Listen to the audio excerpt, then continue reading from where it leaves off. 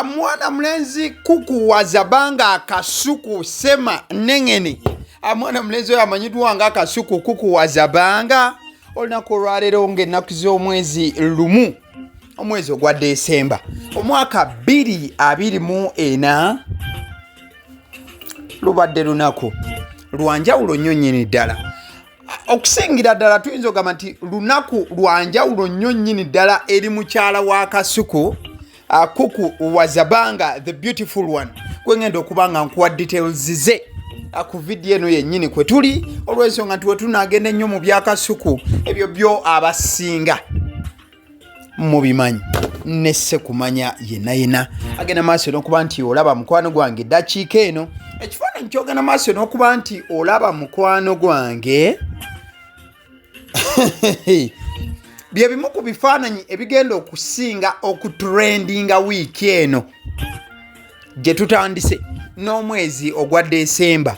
okutwaliza awamu. Amawulire nno ngenze maaso n'okuba nga nasula nga kakagenda maaso n'okuba nti gaba nze Kasuku simulinze kuba nti ava mu kidaala nengamba lwaki abantu bange sigenda maaso n'okuba nga mbatuusaako eggulire butereevu nga bwe kigenda maaso n'okuba nga kituukawo live ku ground. Ensonga zigenze maaso n'okuba nga otunuulira engeri gye bagenze maaso n'okuba nga badecoratingamuko abagenze maaso n'okuba nga bagamba nti Angela oba Angel oba Angela welcomes Isaac home. Oba kyoyinza okugamba nti mwana muwala Angela agenze maaso n'okuba nga ayaniriza mwana mulenzi amanyiddwa nga Isaac ewaka. Amannya ago we tugenda maaso n'okuba nga tugakozesa asiga emanya g'otera okugenda maaso n'okuba nga owulirawulira. Mwana mulenzi amanyiddwa nga Kasuku kukuwazabanga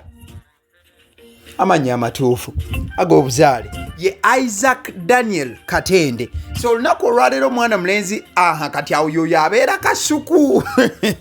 we mukulu agawali mu ngeri gy'agenze maaso n'okuba nti alabikamu ku mukolo gw'olunaku olwaleero oyinza okugenda maaso n'okuba nti tomufuna. Kati ngambe kansooke nkuleetereko ekifaananyi kya Kasuku kukuwazabanga kati ndowooza omulabe Kasuku omutuufu. Kati tuddeyo mu Kasuku nga bw'agenze maaso n'okuba nga anekaanekana ku mukolo gwe. So mbadde kugamba nti olunaku olwaleero mwana muwala amanyiddwa nga Angela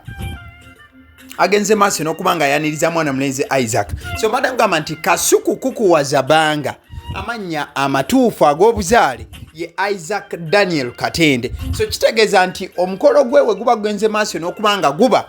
we bakoze decoration n'okuba nti bateekateeka baba balina kuwandiikako linnya lya Isaac. Njagala kukubira tooki mu mukolo guno. Amanyi waliwo abalabye ebifaananyi bino ne batandika okuba nti nno babivulugana okubiwakanya wano na wali. Bw'otunuulira omukolo guli gwe nabalaga ogwa Tamale mirundi Junior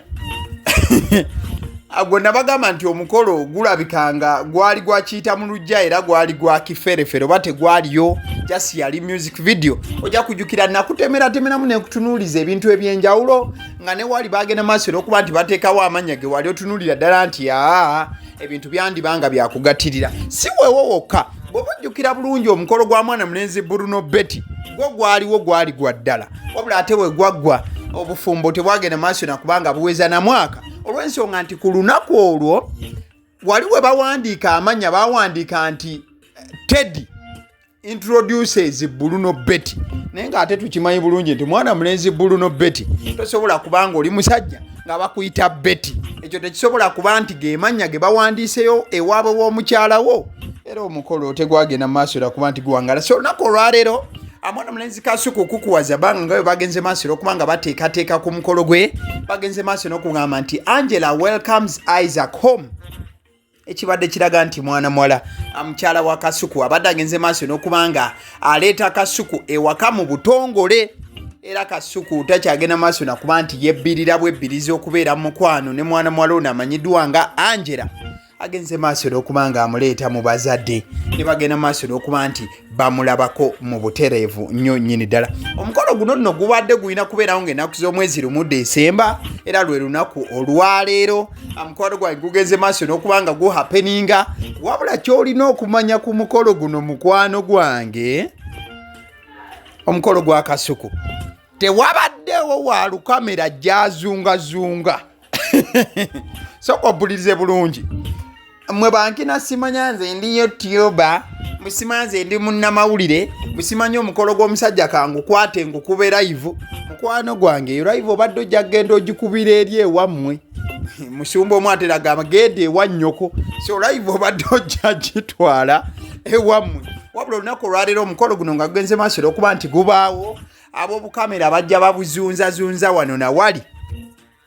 abo babadde tebakkirizibwa yadde eddakiika emu bweti. Ekirala ku mukolo guno mwana mulenzi Kasuku okukwewaza banga agwe yagenze maaso n'okubanga ateekateeka ekyokubeera nti gubadde gwa kimpukumpuku nnyo ekigenze nno ewala nti omukolo gugenze okutuuka okuhapeninga ng'abagumanyiiko batini nnyo. In fact bw'obanga oli mu kulaba vidiyo eno nga weeyita Kyaliwo Kasuku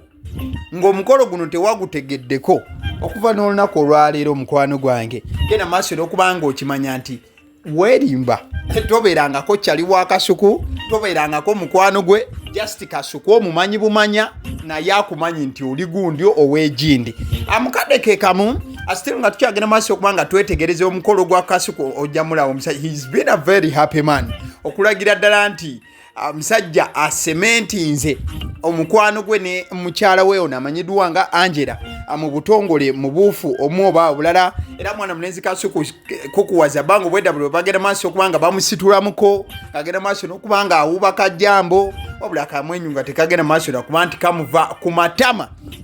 kituuka ku nyuma omukolo guno bagenze maaso n'okuba nti it has been very simple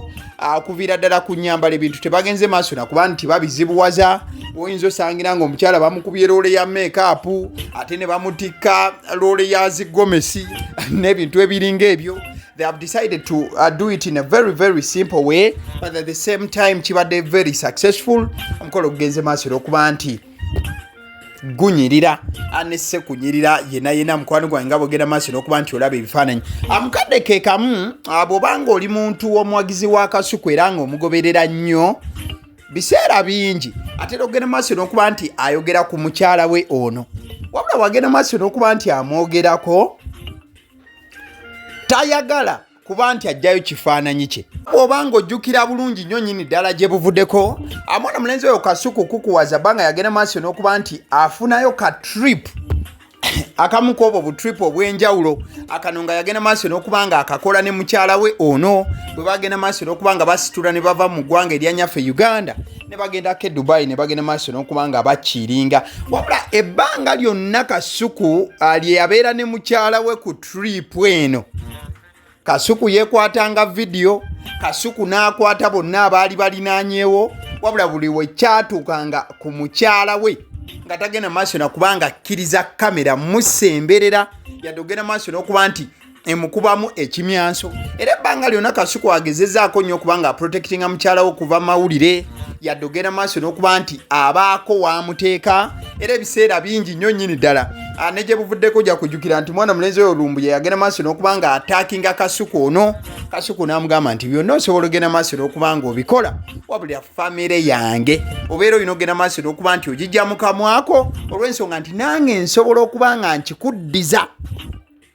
sobola okukikuddiza mu fomati y'emu nga naawe bw'oba ogenze maaso n'okubanga ogunfuukulira ogenda maaso n'okubanga ogundeetera sobola ogenda maaso n'okubanga ngukusombera so awo Kasuku yali agenda maaso n'okuba nti alagira ddala butya bw'ayinza ogenda maaso n'okuba nti alaga omukwano mukyala we wamu ne famire ye ate era mukadde ke kamu n'okuba nti amuprotectinga at the same time n'omukolo ogenze maaso okubanga guhappening olunaku olwaleero gugenze maaso n'okubanga gulagira ddala Kasuku anti musajja wa buvunaanyizibwa so singa abandi we bagenda maaso n'okuba nti nno babityebeka wano nawali ne balowooza nti musajja atafaayo oba kika kya musajja ayinza okubeera nti tayagala mukyala we mbuufu omu oba obulala agenze maaso n'okuba nti ebigambo by'abantu agenda maaso n'okuba nti abisangulawo n'agenda maaso n'okuba nga abagamba shut up yagenda maaso n'okuba nti omukyalo wange omukolo tugenda maaso okuba nga tugukola era ewaka kati Kasuku afuuse mwana mu butongole era omukyala wagenda maaso n'okuba nti ayongera okutokosa eddigobe mu buufu obwo abaseddi omusonsozi nze njogera Kasomba kaddira ng'akola atya agaliwo gwe mukutu kwe tuli lwaki vidiyo no togera maaso kuba nti ogirayikinga video va mu ebyo naawe. Thank you so much. Weebale.